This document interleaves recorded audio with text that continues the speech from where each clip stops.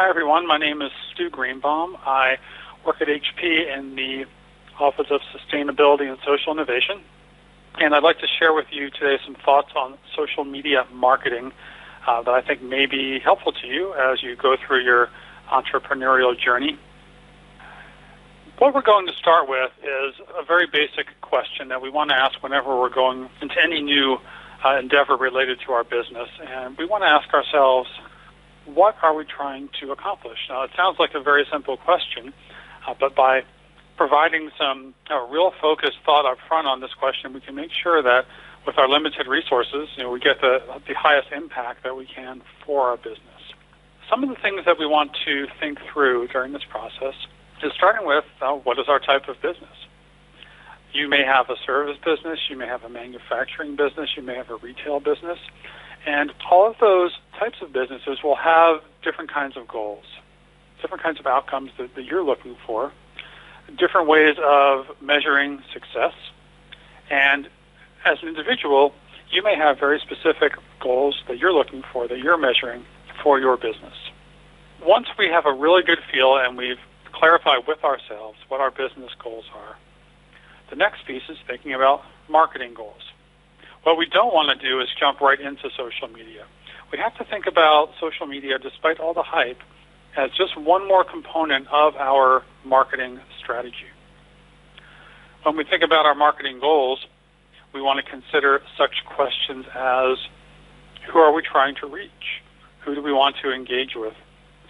Who is going to buy our product or service? What kind of awareness do we want to generate in the marketplace? Lots of other questions that we can put some very clear goals around. And once you've done that, and you've created an overall marketing plan that really focuses on your highest priority goals for marketing, you're probably going to find that social media will play a role there. Social media, if you're not familiar with it, you may be familiar with platforms like Facebook and LinkedIn and Twitter and many others. That's what we consider social media.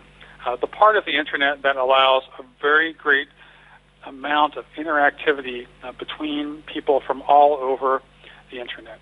You're probably going to find it very likely that social media will be important to you, but the first thing we want to think about is, coming back to our marketing goals, what do we want to do with social media? How will we measure if we're successful?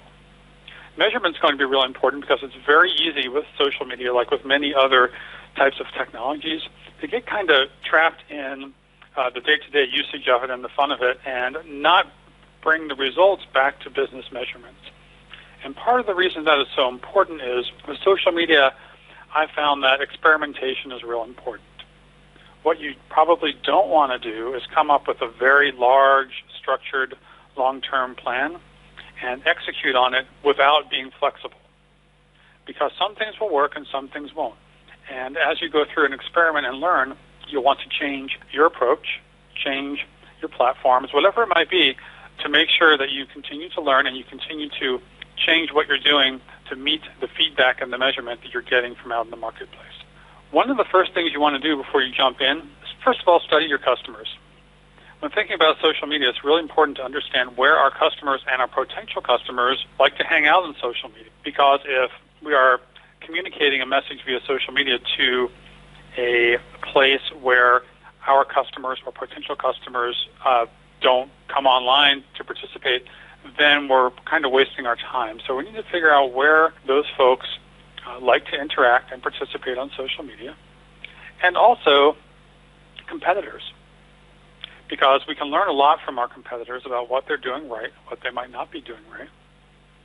And also other businesses that may have a lot in common with yours that are not necessarily competitors, but you can learn a lot from what they're doing right or not doing right, and make sure that you don't reinvent or make the same mistakes that other people are doing. So build on the experiences of others. Finally, resource constraints and focus. We want to make sure that we're very focused, coming back to the top of our slide, on all those elements so that we maximize the investment and the results that we get from our social media efforts. Let's talk about some social media sites. As you can see from the graphic on the right, there is no shortage of social media sites on the internet, and more seem to be being created every day. Don't be overwhelmed by the large number of platforms that are out there. We can kind of categorize most of the social media sites on the internet into a couple of big buckets. First are what I've called the big three, mainly by numbers of subscribers and worldwide reach: Facebook, Twitter, and LinkedIn. Now, you may have been told by people, oh, you need to have your business on Facebook or Twitter or some other platform, but one thing we have to be careful of is we come back again to the questions on the previous slide, and we get really precise on what we're trying to accomplish and where our customers are. If we can find that many of them congregate on Facebook or on Twitter or LinkedIn, especially LinkedIn is especially good for business to business, then those are the things we want to investigate. Before you come to a decision on whether you're going to use any of these big three sites, it's really important that you spend some time getting to know them, getting to know what they're good for and not so good for, and then observing behavior of your customers and potential customers on those platforms. Independent of your specific social media campaign for your business, it's probably really important just for your visibility in general and your familiarity with social media marketing to at least have a small presence on all three of those sites. Next, we're going to talk about some niche sites. These are sites that are not quite as wildly popular as the big three above, but they have a lot of potential to be of great assistance to you depending on if it makes sense from where your customers are and where they like to come out and play on social media. You may be familiar with some of these, you may not, but I encourage you to look into those, especially the regional sites, because depending on where you are in the world and the languages that are spoken, the social media environment that's most appropriate for your business may be one of the smaller regional sites in your native language, and that's probably the best place to go to interact with customers and potential customers. Review sites. Review sites are becoming really, really important to managing a small business. I know personally when I go out to do business with a small business, one of the first things I do is check the reviews. The reviews are places where real customers go out and give their impressions and their ratings of the companies in question online.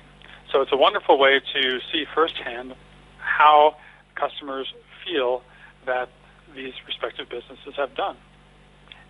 It's really important to proactively manage your online reputation of your business. The two biggest review sites are Google Reviews and Yelp. However, there may be regional or local review sites that are more appropriate for your particular situation. One of the most important things you can do, besides making sure that the content and the information describing your business is important, is to make sure that if there are any customer complaints or feedback, that you answer them promptly on the websites.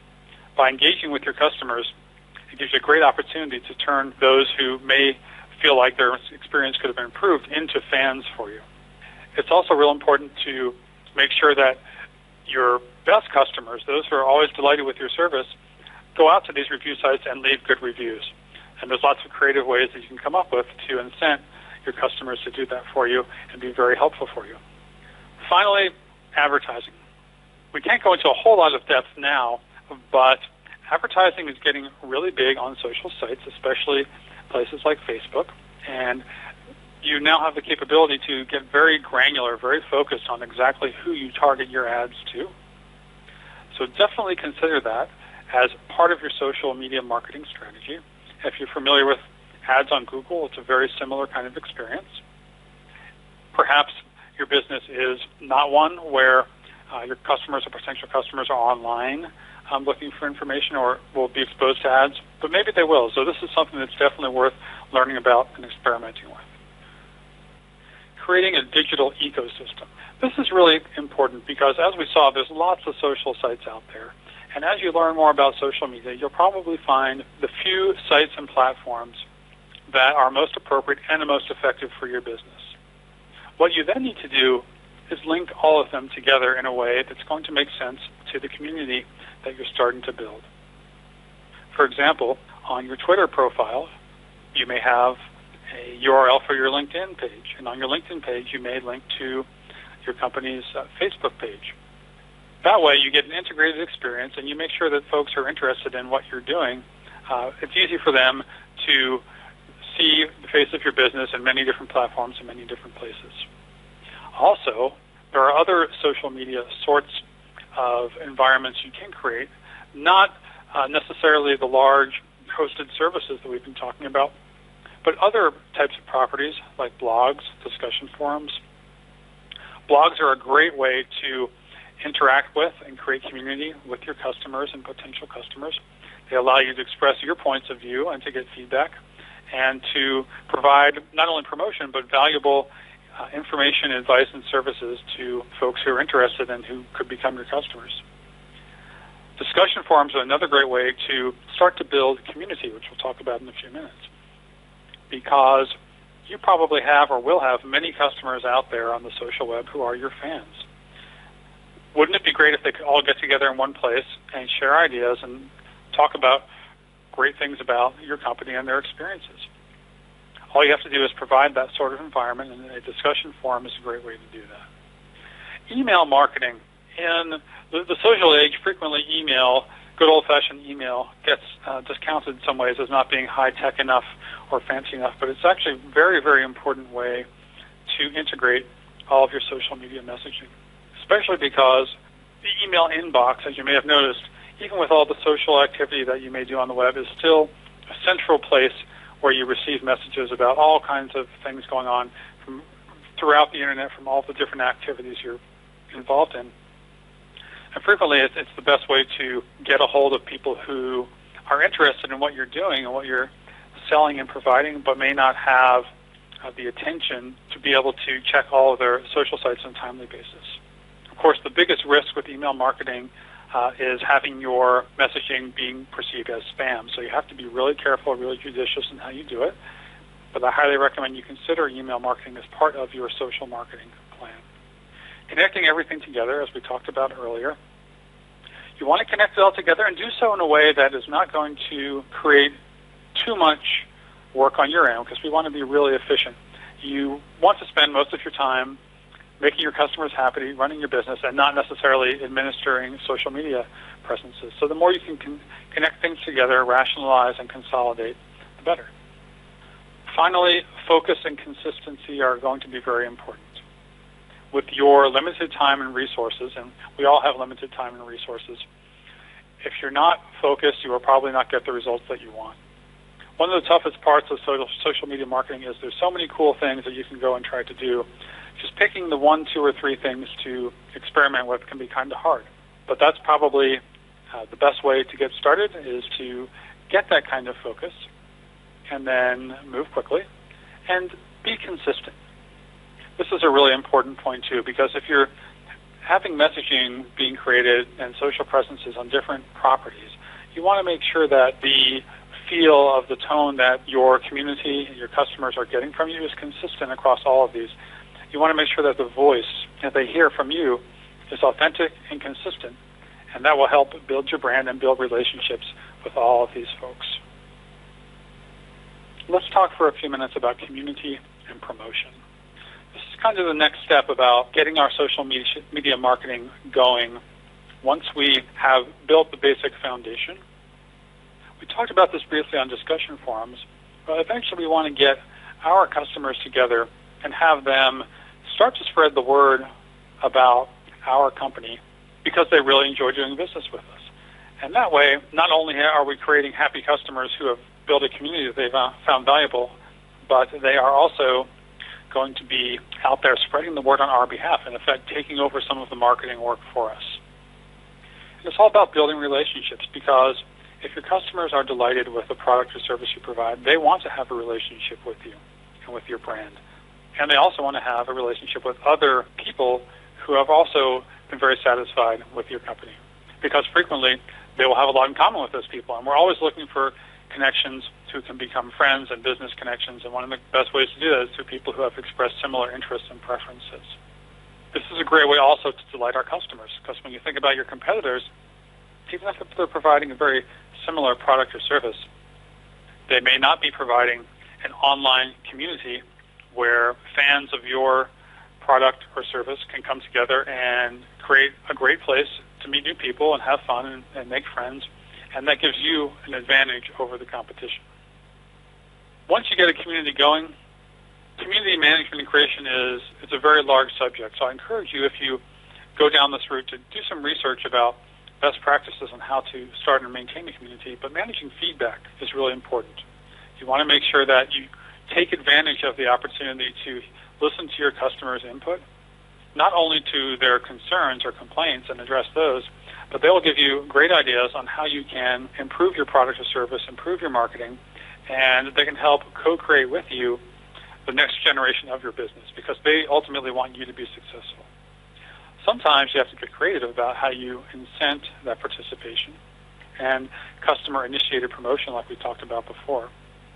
But if you've delighted your customers, provided a wonderful product or service that they just can't live without, that should take care of itself. Finally, I'd like to leave you with some advice I got a long time ago that I employ very frequently when I'm starting up a new endeavor. And it's start small, think big, move fast. We want to start with something that's focused and small enough that we don't get paralyzed by trying to analyze what to do.